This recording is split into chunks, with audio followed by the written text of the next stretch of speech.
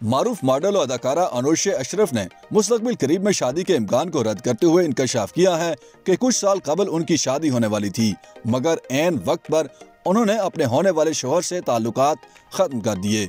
अनुशा के मुताबिक ताल्लुकात खत्म करने पर इब्तदाई तौर पर उन्हें काफी अफसोस भी हुआ, ताहम बाद में उन्होंने शुक्राने अदा किए कि उन्होंने शादी से कबल ही उस शख्स से ताल्लुकात खत्म किए। लेकिन अदाकारा ने वाज़ेह नहीं किया कि उनका मुमकिना शरीक हयात कौन था और उन्होंने किस वजह से उसके साथ ताल्लुकात खत्म किए। एक इंटरव्यू में अनुशा अशरफ ने बताया कि कम से कम वो 2 साल तक शादी नहीं करेंगी और अच्छी बात यह है कि अब घर वाले भी उनसे ये सवाल नहीं करते कि वो कब शादी करने वाली हैं।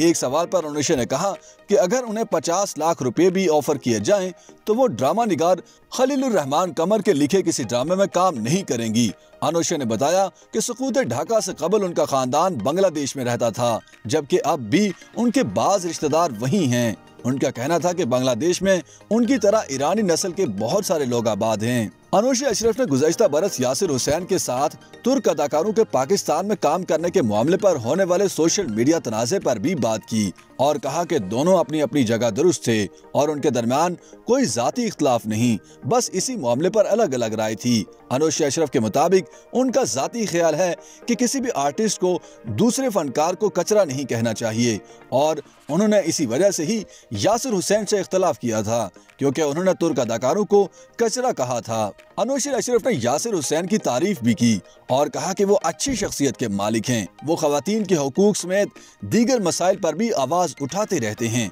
प्रोग्राम के दौरान अनुशा अशरफ ने यह इंकशाफ भी किया कि जल्द ही सबा कमर की शादी होने वाली है और वह अदाकारा के होने वाले शरीक हयात को जानती हैं। ताहम उन्होंने सबा कमर की शादी और होने वाले शरीक सफर से मुतालिक कोई वजाहत नहीं की। कम अदाकारी करने के सवाल पर अनुशा अशरफ ने बताया कि उन्हें अच्छे किरदारों की पेशकश नहीं हो रही, इसलिए वो स्क्रीन पर कम दिखाई देती हैं।